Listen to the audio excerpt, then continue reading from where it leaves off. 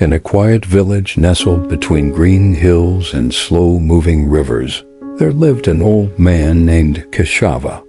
He wasn't a monk nor a scholar, but villagers would often say he carried the silence of a temple within him.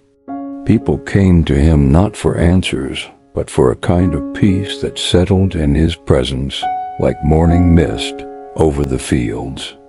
One evening, as the sky turned the color of ember and dusk, a young woman named Mira came to visit.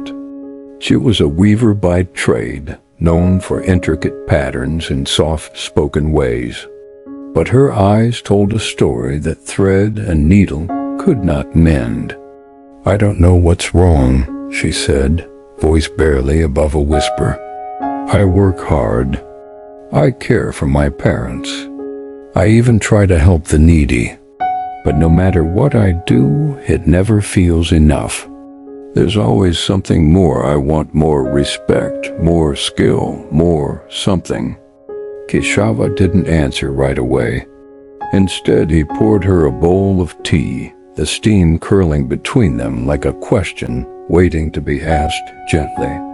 "Desire," he finally said, "is like salt water. The more you drink, the thirstier you become." She looked at him, puzzled. He smiled. "You see, wanting isn't wrong. It's human. But when desire becomes our compass, we forget we already stand on solid ground." Mira blinked, unsure if she understood. So he began to tell her a story.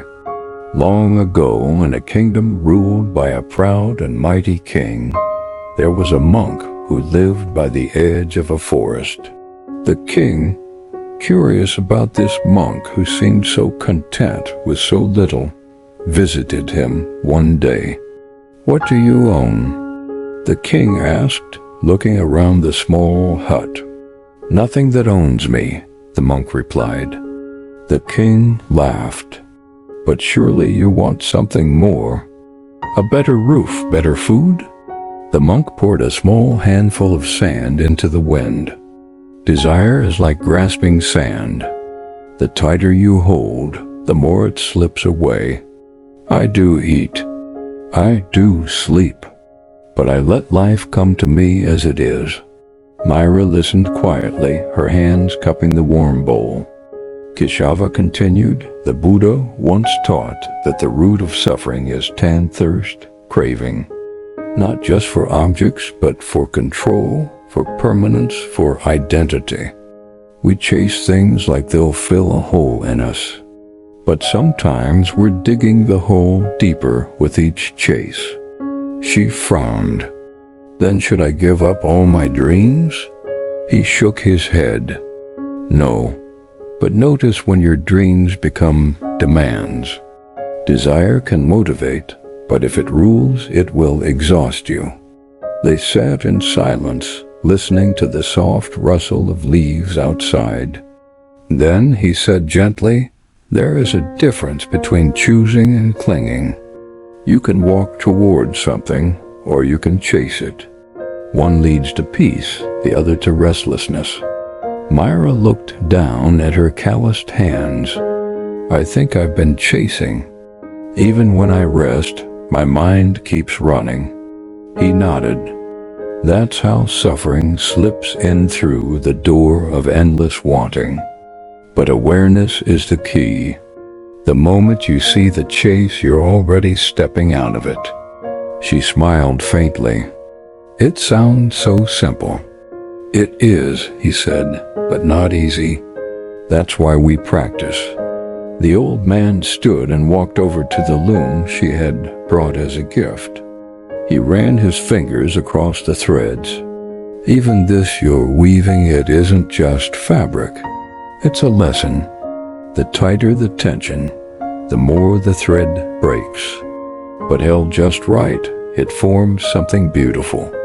That night, as Myra walked home under a starlit sky, she noticed the quiet around her. Not empty, but full. And for the first time in a long while, she didn't feel the need to fill it with anything more. A stillness had begun to settle, like the hush after a prayer. Years passed, and Myra's life unfolded like the very tapestries she wove, colored by joy and sorrow, threaded with learning. She still worked hard, still cared deeply, but something had shifted.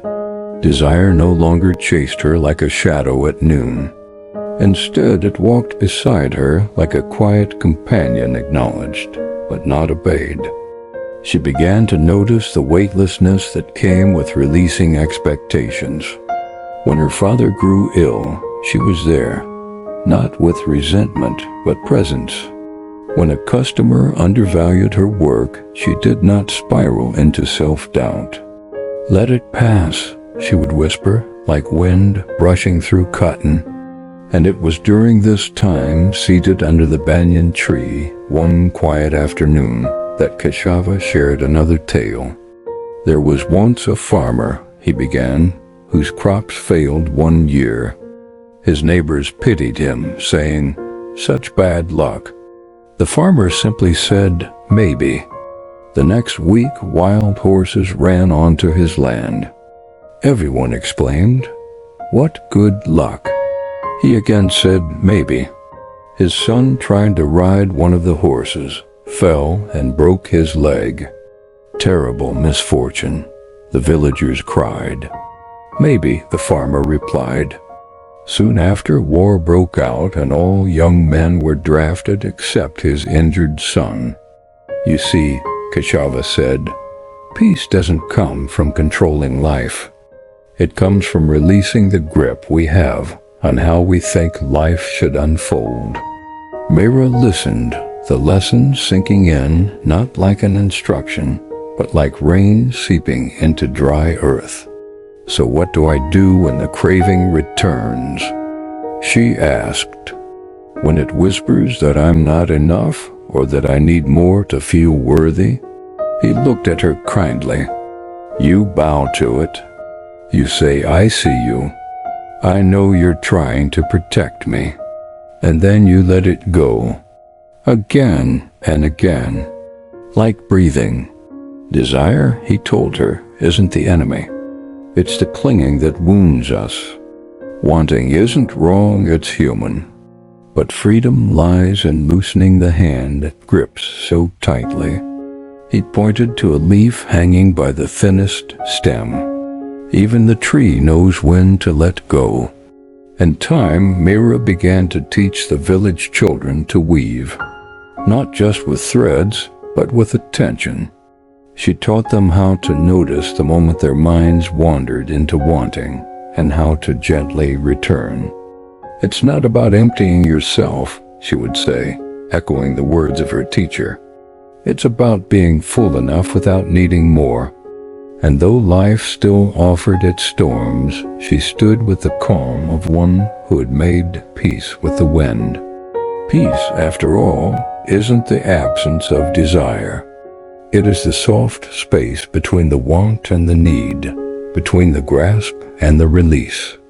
And in that space we begin to see not what we're missing, but what we've always had. There was a man named Arun who lived in the bustling city, always chasing something: promotions, recognition, the next exciting thing. To the outside world, he was successful. But deep within, he felt hollow, like a bell that had forgotten how to ring. Every morning, he would scroll through his phone before even getting out of bed. His thoughts buzzed with comparisons, regrets, and plans. There was no space between stimulus and reaction, only a constant tug toward more. And yet, despite achieving so much, joy always seemed just one step ahead of him. One day, in a rare moment of exhaustion, Arun walked into a small, unfamiliar temple tucked between two office buildings. He had passed it 100 times without noticing. But this time, something made him pause.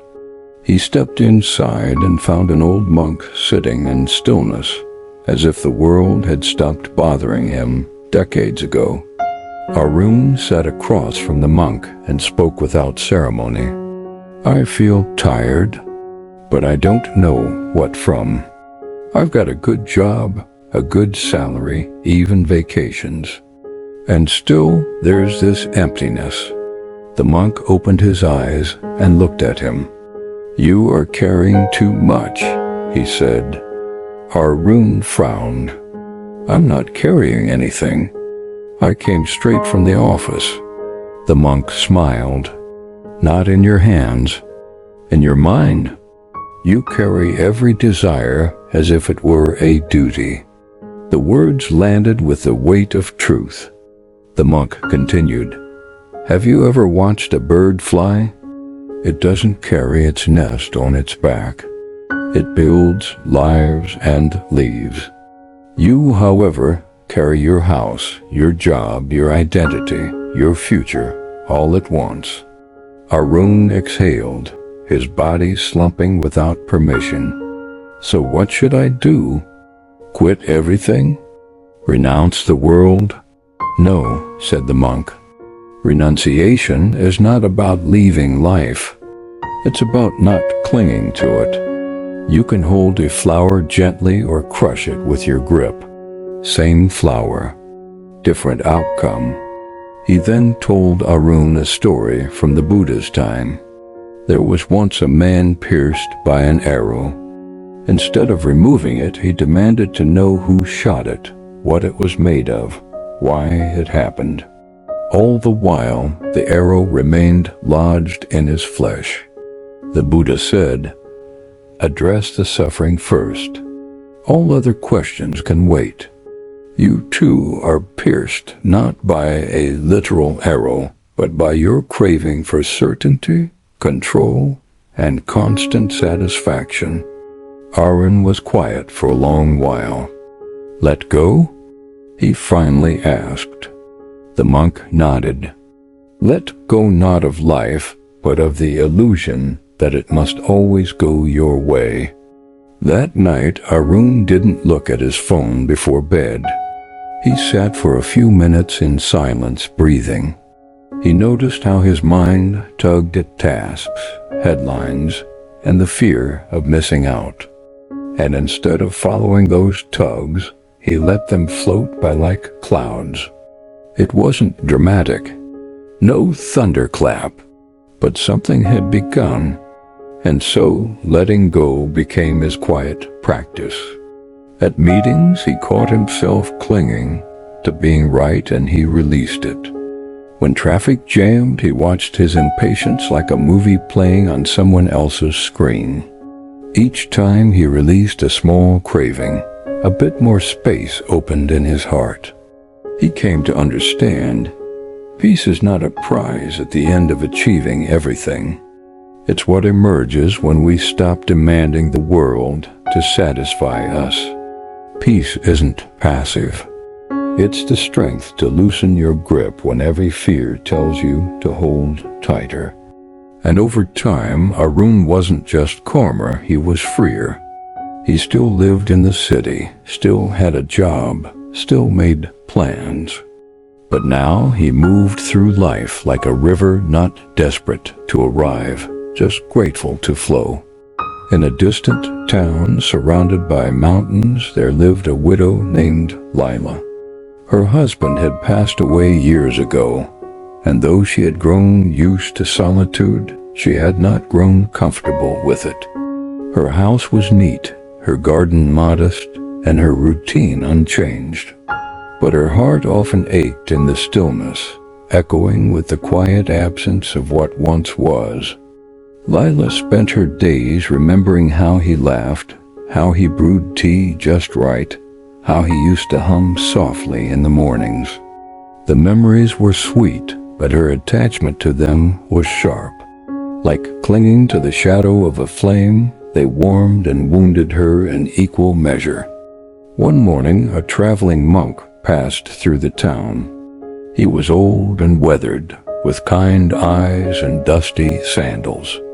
When he came to Lila's gate, she offered him water and a piece of fruit, as was her custom. He thanked her, then sat quietly, noticing the framed photo of her husband on the windowsill. He was loved, the monk said gently.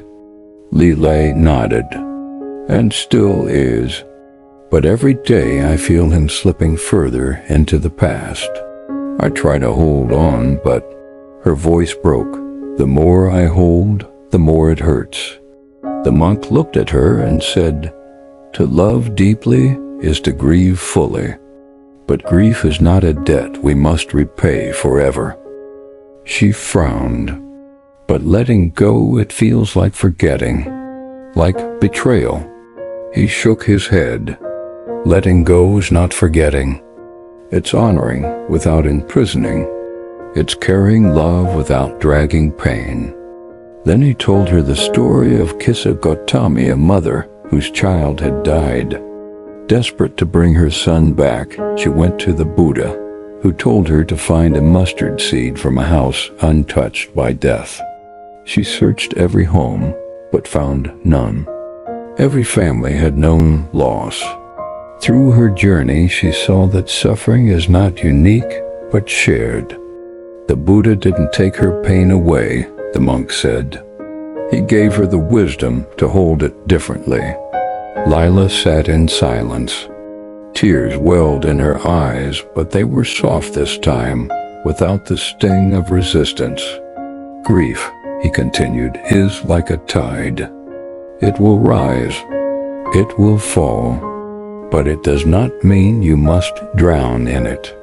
She looked again at the photo, this time not with desperation, but with tenderness. I still wish he were here, she whispered. That wish is love, said the monk. But suffering begins when we expect the wish to become reality. When we live in the space between what is and what we demand it to be. He stood ready to continue his walk, but paused to add, a flower doesn't cling to the spring. It blossoms while it's time, then lets the wind take its petals. After he left, Lila began to change, not in large ways, but gently, inwardly. She still remembered. She still missed him, but she no longer tightened around that longing. She began to speak to others in the village about their losses, their silent aches. And in those conversations, she found a kind of healing that didn't come from forgetting, but from remembering together. Letting go didn't erase love. It let love breathe.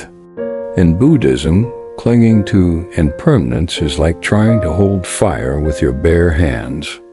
You may think you're holding on to warmth, but you end up burned. When we accept that all things change, we stop trying to cage time. We begin to walk with it. And so Lila began to live again, not as someone waiting for the past to return, but as someone who could carry memory and presence in the same breath. In releasing what she once gripped too tightly, she found she had two free hands, one to hold her grief gently, and the other to reach toward what was still to come. In a village nestled beside a slow-moving river, there lived a young man named Jalen.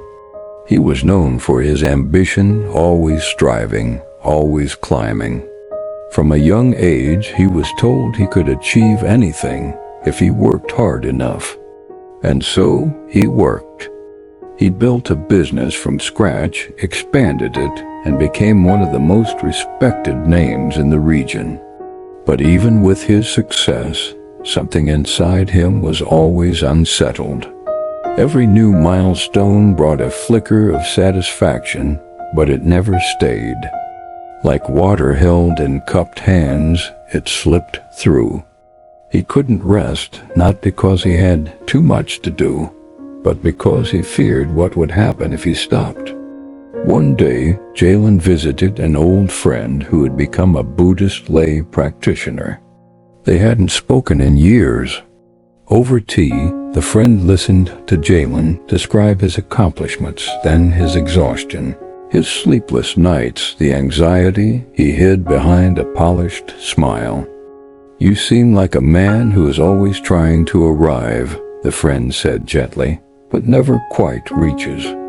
Jalen laughed, a little defensively. Isn't that what life is about? Always aiming higher? The friend set down his cup. Ambition is not the problem. Attachment to ambition is. You confuse forward motion with freedom. Jalen looked puzzled. The friend told him a story. There was once a monk who crossed a river using a sturdy raft. When he reached the other side, he began carrying the raft on his back, even as he walked into the forest. When asked why, he said, "It helped me before. I might need it again." But the burden slowed him, made every step harder. The Buddha taught, when something has served its purpose, let it go. Even a good thing can become a weight. The words struck Jalen like the chime of a distant bell. How much had he been carrying that was no longer necessary? That night, lying awake as usual, he asked himself not what he wanted next, but why he wanted it. What was he really chasing? He began to notice how many of his decisions came not from joy, but fear. Fear of being left behind, of being seen as average, of not being enough. His success wasn't built only on passion, but also on a craving to outrun those fears. Over time, Jalen began experimenting with a quieter life. He didn't abandon his business, but he stopped feeding it with urgency. He took walks. He cooked his own meals. He truly listened to his employees and family. And he started meditating. At first, it was unbearable. His mind, so used to motion, thrashed against stillness. But slowly he learned to sit with it, to let thoughts come and go without chasing or resisting them. One morning, sitting by the river, he realized something simple and profound. The peace he had been chasing wasn't somewhere ahead of him. It had been with him all along, just drowned out by noise. Letting go, he discovered, isn't the same as giving up. It's giving in to the flow of life instead of swimming against it. He remembered another teaching his friend had shared. You are not the storm. You are the sky that holds it. Jalen still had goals, but they no longer owned him. He moved toward them with ease, knowing that outcomes could change, but his presence remained. He stopped trying to control every detail. He stopped trying to prove his worth. And in that surrender, he found strength, not the kind that dominates, but the kind that endures. True ambition, he learned, is not about winning more.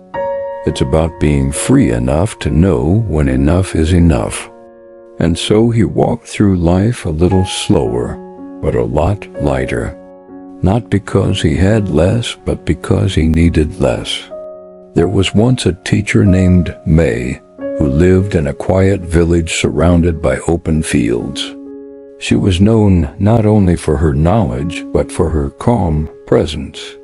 Children gathered around her not just to learn arithmetic or grammar, but to listen to her stories, ones that always held more than met the eye. But May had not always been calm.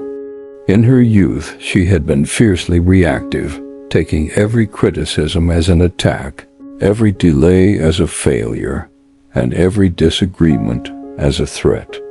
Her emotions used to rush like wild horse, as uncontrolled and often destructive. Her peace, now so evident, had been learned, not inherited. She often told the story of how this change began. Years ago, when she was just beginning her career, May had worked in a school where the headmaster was harsh and unyielding. He criticized her in front of others, dismissed her suggestions, and once even accused her of negligence when a child was injured on the playground. May had been devastated, hurt, humiliated, and furious. For months, she carried that anger like a fire inside her. She played the conversations over and over in her mind, imagining how she could have defended herself, how unfair he had been, how she would never forgive him. Then one day, after another sleepless night, she stumbled upon a Buddhist gathering in a nearby temple. The monk spoke of anger as a burning coal one that scorches the hand that holds it more than the one it's intended for. May sat frozen. In her mind, she had believed that holding on to her anger gave her strength, made her right. But in reality, it had imprisoned her. She returned to that temple again and again, and gradually, she began to see her emotions not as enemies, but as visitors, transient and manageable. She learned to pause, to breathe, to observe rather than react. It was not easy. In moments of tension, her body still tightened, her mind still raced. But she learned to sit with the storm, and in doing so, saw that it passed more quickly than she ever believed. One day, the same headmaster came to her new school for a visit. The moment she saw him, her old feelings rose, but this time she didn't obey them. She greeted him politely, with a gentle smile that came not from submission, but from clarity. Later, she sat alone and wept, not from sadness, but from release.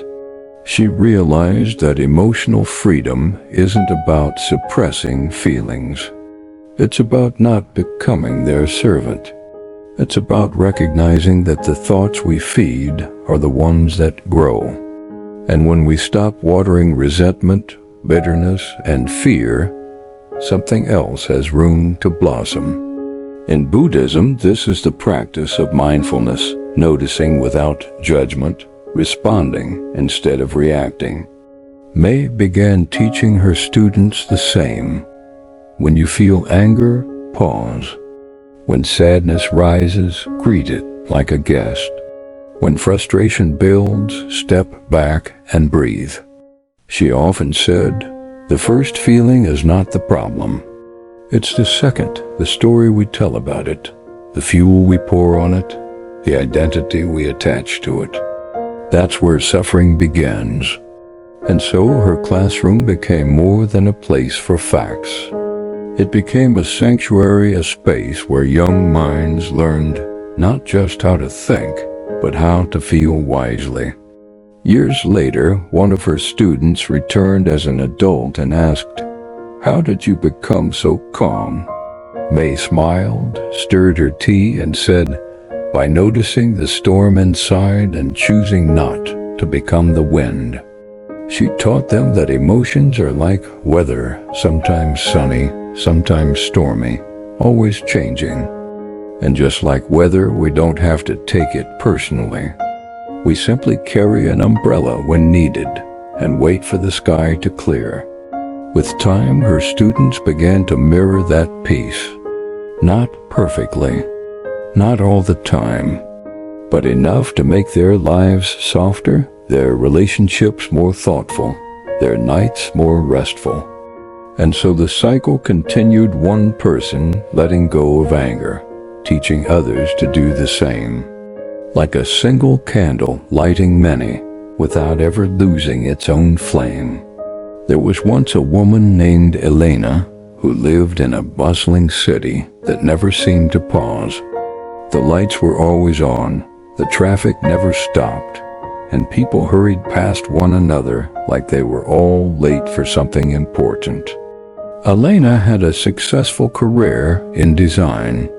Her days were filled with deadlines, meetings, and constant messages that buzzed in her pocket like an impatient child. She loved her work, at least she used to. But somewhere along the way, her passion turned into pressure.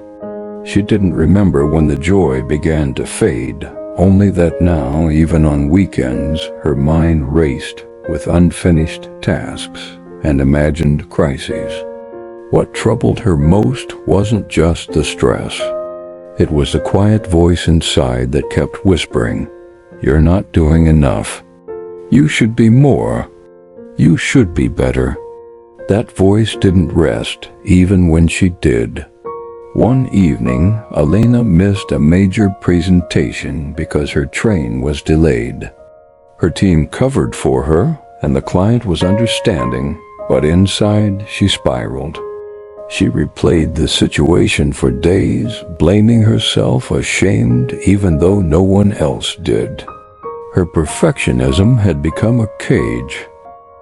A colleague gently suggested she take a break. Reluctantly, she agreed to visit a retreat center on the edge of the mountains, a place known for quiet, meditation, and long walks without phones. When she arrived, the silence unnerved her. There were no notifications, no meetings, no way to prove her worth. She kept reaching for her phone, only to remember it was locked away. It was like standing in front of a mirror with no makeup, no filters, just her. One morning, during a walking meditation, she passed an elderly nun tending to a garden. The nun smiled and said, "You walk very quickly." Elena shrugged. "I always do. Do you know where you're going?" Elena laughed, unsure if it was a joke. "No, I suppose I'm just used to rushing." The nun nodded, then said softly, "When the mind hurries, the soul cannot catch up." They walked together in silence. Then the nun asked, "What do you think you need to do to be enough?" Elena hesitated. She'd never said it out loud before. "I guess, achieve more, be more productive, fix all my flaws." The nun stopped, pointed at a wildflower growing between the stones. "Do you think that flower wakes each morning wondering how to be worthy of sunlight?" Elena's eyes stung. "You are not broken," the nun said. "You are simply tired from trying to become something you already are." During her days at the retreat, Elena sat with this idea. Slowly, she began to notice how often her thoughts revolved around comparison, how she measured herself against colleagues, social media, even strangers on the street. Her self-worth had become conditional, built on fragile things. Through guided meditation and long walks, she began to release those conditions. She learned a central Buddhist teaching that the self we cling to is not solid, it is a collection of stories, roles, labels. When we believe these stories too deeply, we suffer. But when we loosen our grip, something softer emerges, a self that simply is, without needing to perform. By the end of the retreat, Elena hadn't changed the world. She hadn't even answered her emails. But something inside her had shifted. She began treating herself the way she treated her closest friends, with patience, gentleness, and the benefit of the doubt. She no longer demanded perfection from every day. Some days were quiet, some were messy, but all of them were loud. Returning to the city, the noise was still there, but she didn't carry it the same way. She learned to pause between tasks, to step outside for a breath, to say no without guilt. She understood now that inner peace wasn't about doing everything right, it was about being right with yourself, even when things go wrong. And sometimes the most courageous thing we can do is rest. Not because we're lazy, but because we are worthy of peace, not as a reward, but as a birthright. As the Buddha taught, you yourself, as much as anyone in the entire universe, deserve your love and affection. In a quiet town nestled among gentle hills, there lived an elder named Tashi, known for his wisdom, People often came to him seeking answers to life's most tangled questions. Yet Tashi never spoke in grand lectures or complicated theories. Instead, he shared stories, simple, humble tales that carried deep truths. One day, a young woman arrived, burdened by grief. She had lost someone dear and felt swallowed by sorrow. Nothing seemed to bring relief. She told Tashi, "I want to move on, but my heart is trapped in pain. How can I let go?" Tashi listened with calm eyes. Then he began. Once, a traveler found a heavy stone on the path and decided to carry it all the way home. At first, it was a small weight, almost comforting, reminding him of the journey he'd taken. But as days passed, the stone grew heavier. It hurt his shoulders and slowed his steps. Yet he held on, fearing that without it, he would forget where he'd been. One evening, weary and aching, he met a wise stranger who asked, "Why carry this burden still?" The traveler replied, "Because it is part of me. If I leave it behind, I lose a part of myself." The stranger smiled and said, "The stone is not you. You are the path, the sky, the traveler's heart. When you let go of what weighs you down, you make room to walk freely." Tashi looked gently at the woman. Grief is a heavy stone. It tells us who we loved, what we valued. But holding on to it forever will keep you from living fully. The Buddha taught us to acknowledge suffering, but not to be enslaved by it. The woman's eyes shimmered with tears, but she nodded slowly. "Letting go is not forgetting," Tashi continued, "but a kind of kindness to yourself. It's like pruning a tree so new branches can grow." He shared with her a proverb, "You cannot pour from an empty cup." To care for others, she needed to care for her own heart. Over time, she learned to sit with her sorrow, to honor it, but not to let it define her. She found moments of peace in small things, a breeze on her face, the sound of birds, the warmth of a friend's smile. And gradually, the weight of the stone lightened. Her heart was still tender, but no longer trapped. She carried her memories gently, like leaves carried by a stream present, yet flowing. In this way, she discovered that peace does not come from erasing pain, but from embracing the impermanence of all things. Life flows, and so must we. Tashi's words stayed with her. To hold on too tightly is to suffer. To let go wisely is to live. And with each day she stepped forward, not forgetting, but freed.